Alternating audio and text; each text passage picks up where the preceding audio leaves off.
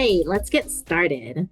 Hi, everyone. Welcome to series Golden Knowledge, 3 simple steps to improve your performance review results with Giselle Galper, parent of a 25.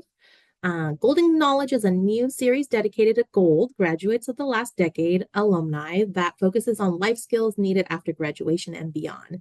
My name is Vanessa Chu, Associate Director in the Office of Alumni and Parent Relations. Thank you for attending today's event. So this presentation portion of today's workshop is being recorded and will be distributed next week. Please mute yourself to avoid distractions, and we would love to have you turn on your camera if you're comfortable. During the Q&A, we will open the floor to the audience for your questions. Now I'm going to turn over to our speaker to kick it off. Giselle, the floor is yours. Oh, you're still on mute, Giselle.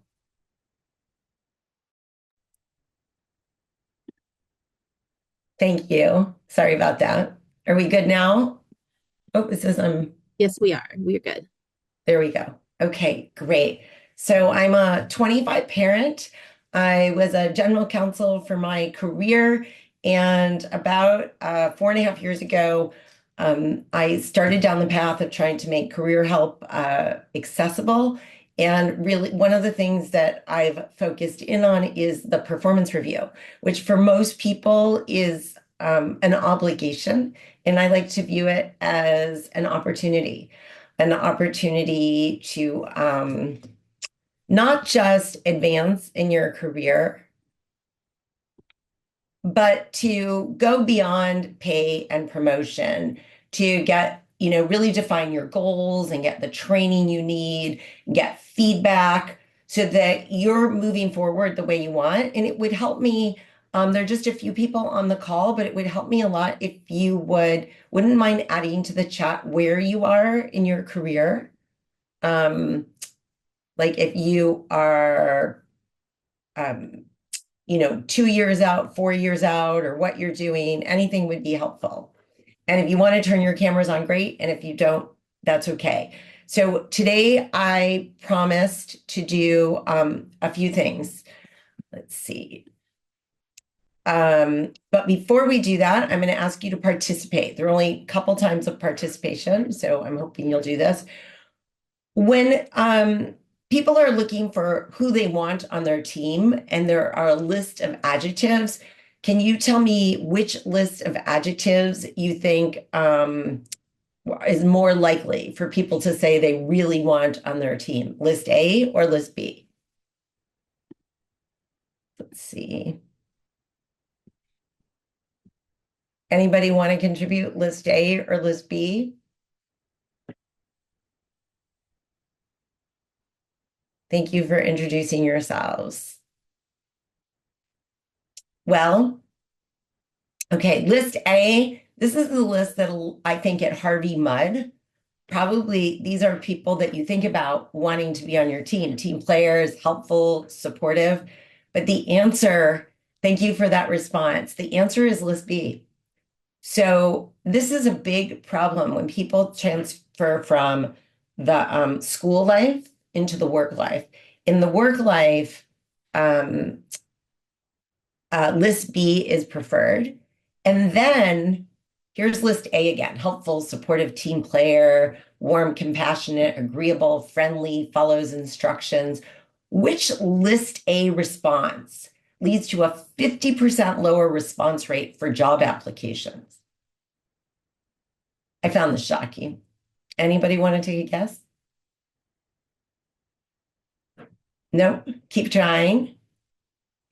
Great, thanks. Anybody else? All right. It's team player. Now, I don't know about you, but I find that so disappointing. We're told our whole lives to be a team player.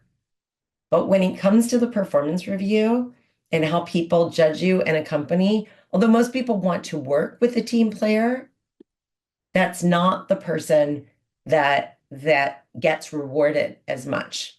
So when you signed up for this presentation, I committed to do 4 things with you today.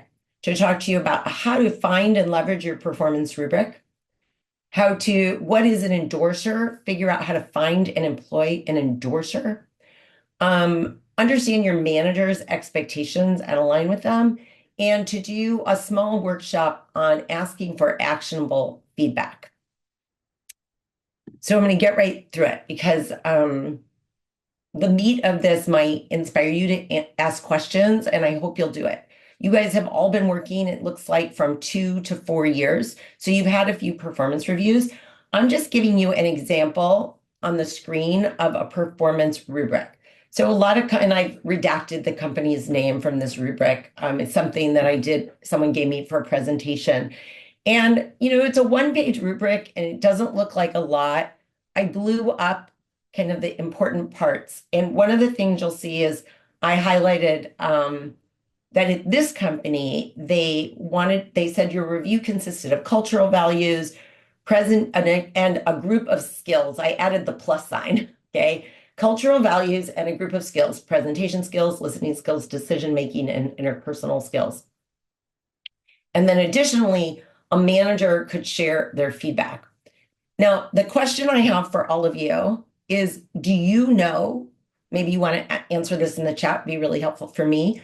Do you know what your review consists of? Do you have the form handy? Do you know where to find it?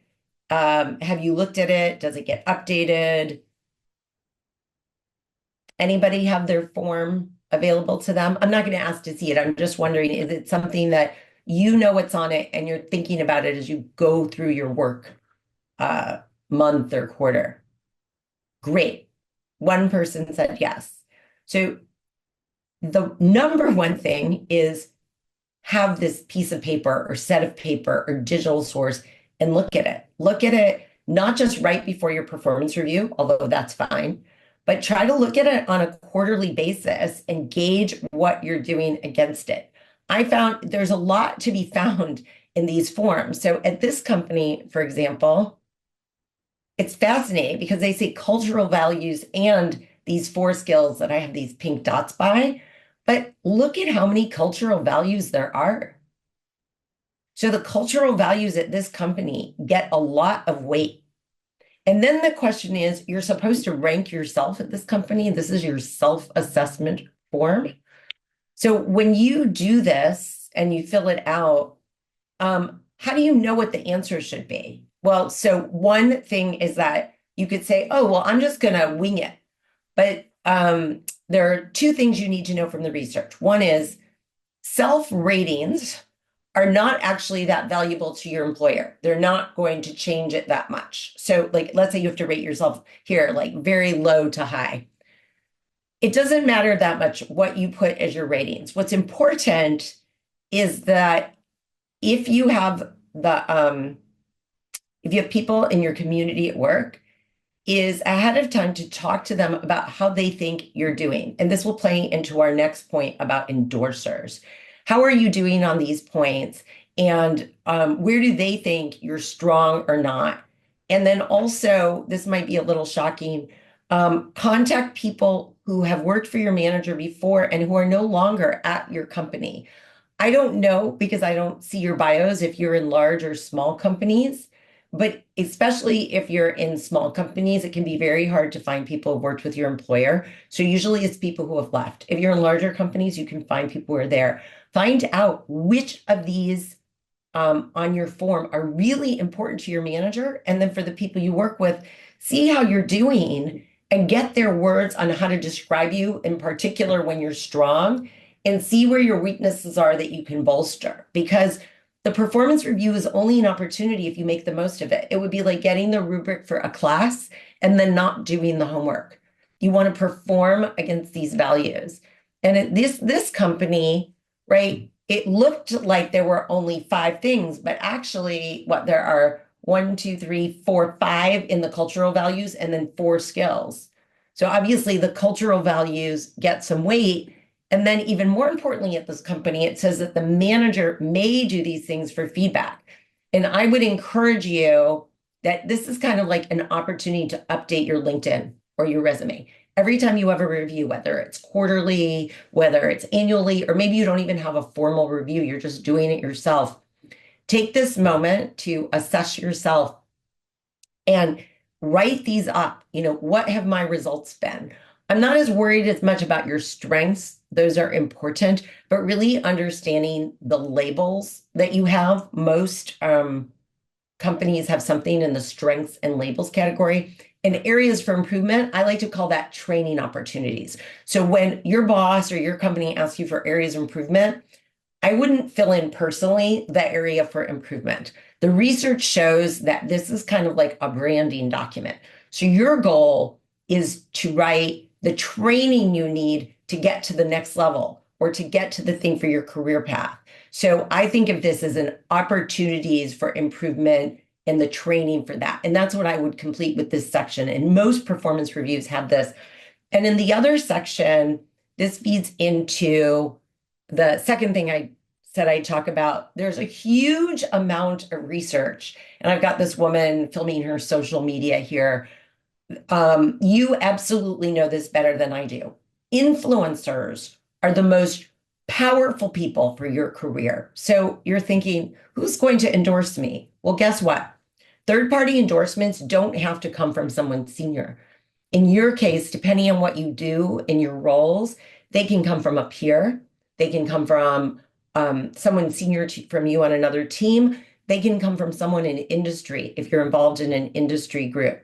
Having people talk you up is really important. And when people have given you praise other than your manager, that's the sort of thing, going back to this other section, that you want to highlight in writing in your performance review.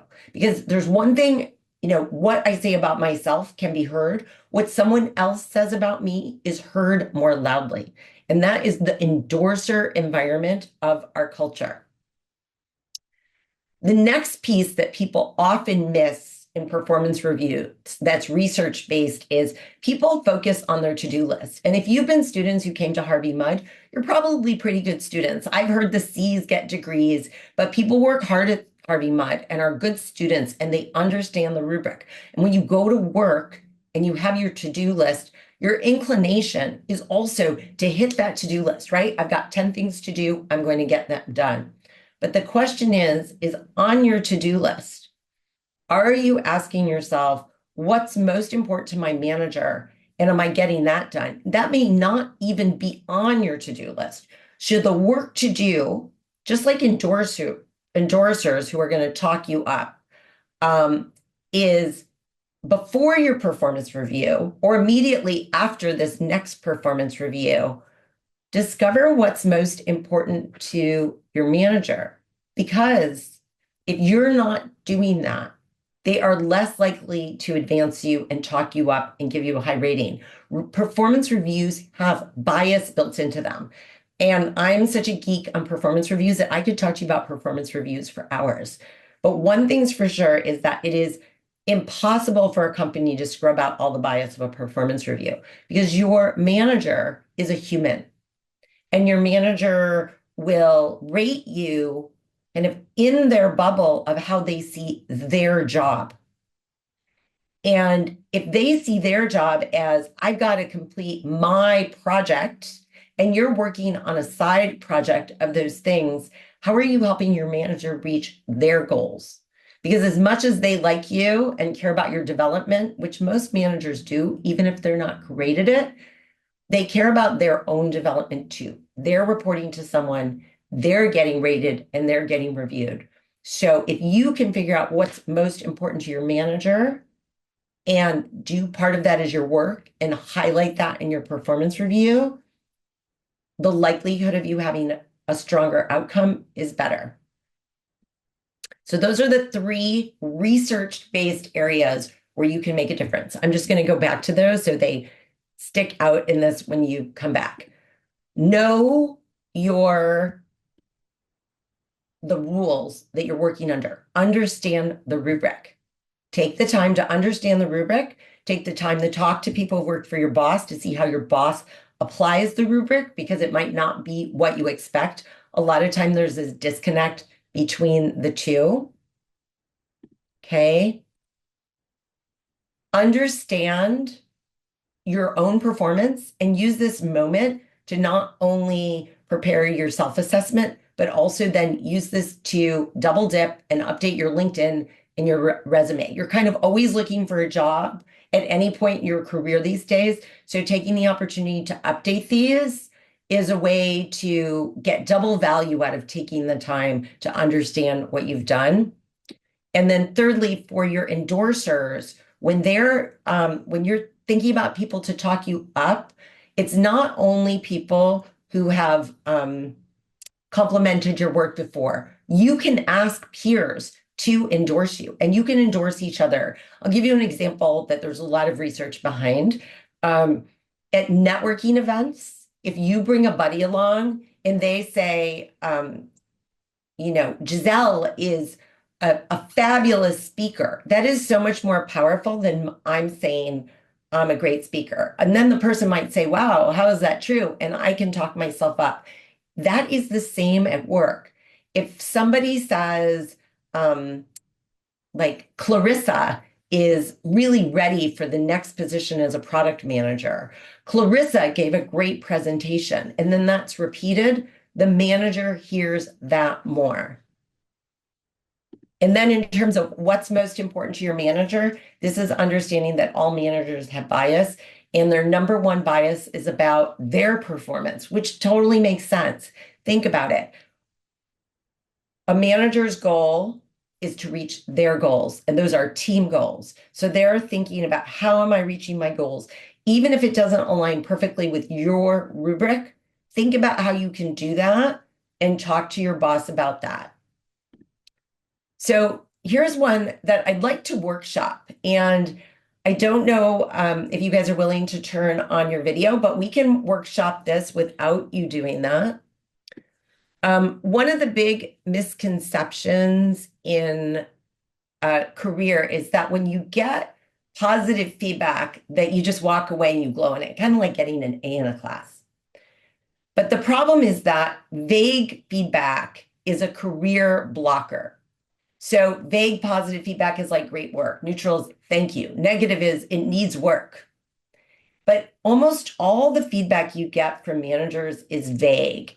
And I'm going to give you the parallel in sports. I'm not that much of an athlete, but most people know if you are an athlete, and let's say you score the perfect 3-point shot in basketball, the coach doesn't just say, good job. They tell that person, like, that was amazing because you had so-and-so follow through, because you found your place on the court. And then next time this, that's actionable feedback. That's what you want in work, and not getting it, whether it's for positive feedback, neutral feedback, or negative feedback is a blocker for your career. And one of the things that most people don't know is women are more likely to get vague feedback than men. So if you're a man, so if you're a woman on this call, you have to listen for it even more. But it's there. We all get vague feedback, and it's a blocker for all of us. And so I'd like you to sit back and think about, in the last month, is there some feedback that you've gotten that's been vague? And what has that been? And maybe you could write it down for yourself on a piece of paper, just put it in a note, or just think it in your head. And I'll just give you 30 seconds to think about that. And remember, and if it's not the last month, the last quarter, just like, great work, thank you, or needs work. And think about the work that was done. And you can also think about how that made you feel a little bit.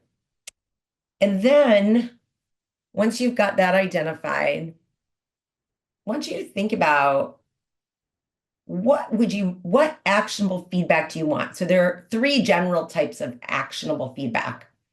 The action you should have taken or you could take next. What could you do next?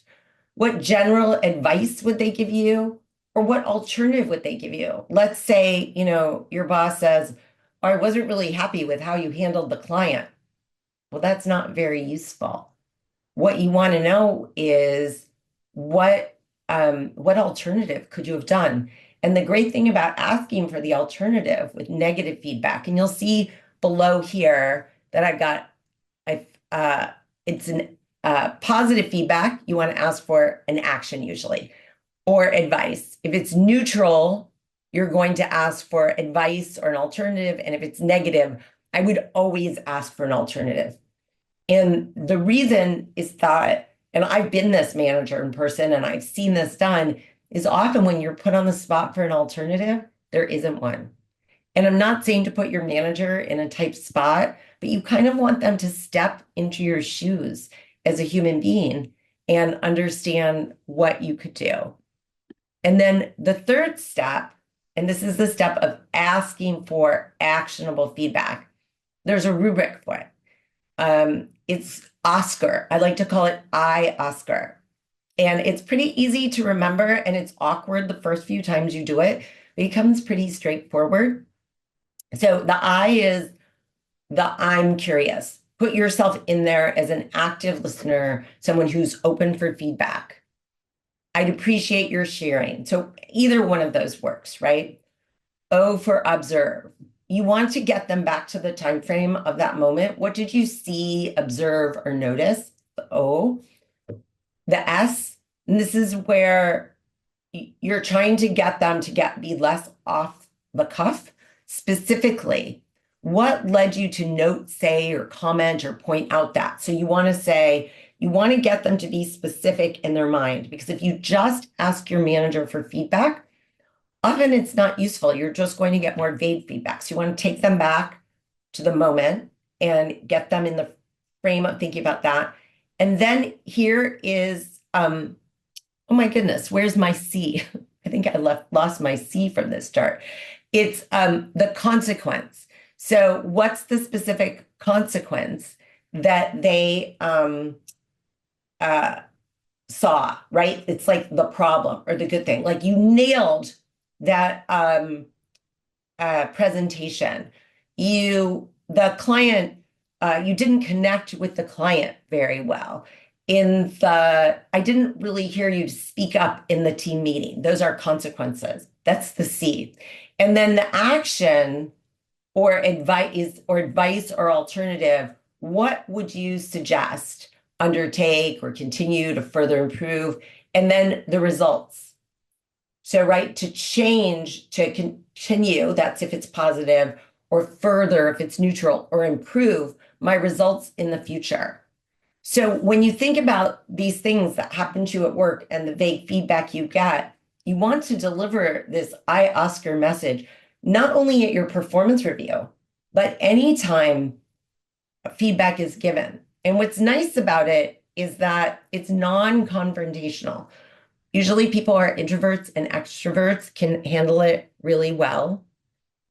And here's a really short example of how you might employ the I Oscar method, right? It's very simple. It's not complicated, but what you can see is instead of asking your boss for feedback about their results, like instead of saying, John, I know you were disappointed in my results. Could you give me some feedback? Now we're saying, like, what did you notice? And you want them to share. And you talk about their feeling that led them to be disappointed. And then what alternative would they suggest? So you improve your results. And although it feels awkward, it's a very positive thing because your manager can almost fill in the blanks for you. And if they can't do it right there and then, you can say, when could I come back and we could talk about this? Because they may not be in a position right there and then to answer your questions, because managers are human too. And sometimes they give feedback that they haven't thought through and they've kind of messed up. And when you give them this specific roadmap for any type of feedback, they can do better. And then I'm just adding here at the end what you can get besides pay and promotion in your performance review. Most people are focused on pay and promotion, and that's fine. It's good. And you should go for advancement. But remember that this performance review is this moment, whether you do them quarterly or annually, or you're asking your manager for one. This is your time for your personal career goals, the training you're going to get, instead of asking Instead of talking about how you could improve, we're going to talk about the training you want for your next thing, because this is your career. Like, you're doing this job, but this job is paving the way for your next steps as you get from 2 or 4 years in your career to 10 years plus in your career. And nobody's going to do that for you at work right away. Maybe some really amazing bosses will, but asking for that, asking for the training, asking for the actionable feedback. And then we didn't talk about advancement labels, but understanding what in your company culture are words that have you branded as someone who is going to advance and be marked as someone that your company wants to invest in. Then we talked about aligning with your manager. We didn't talk about slump navigation. Many people have slumps, and people don't talk about this at work. And these slumps can be due to the marketplace. It's, not a great, let's say you work in crypto, and in the moment it's not great in crypto.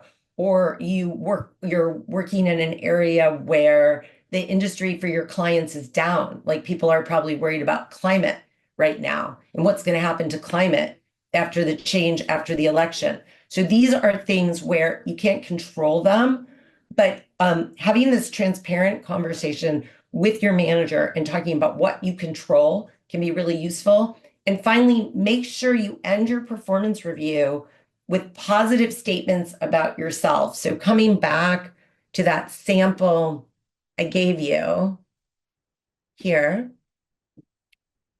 when you leave your performance review, it's almost like you're getting ready for a job interview. You're talking about, like, in the last 90 days or 180 days or 360 days, what have you done? What are your strengths? What did you deliver, with metrics and everything else? And then that goes right back into your LinkedIn.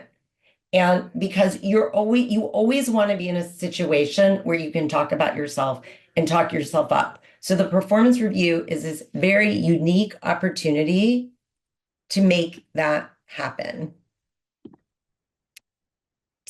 And that's my company, Chia Seed, which I did not realize I branded here.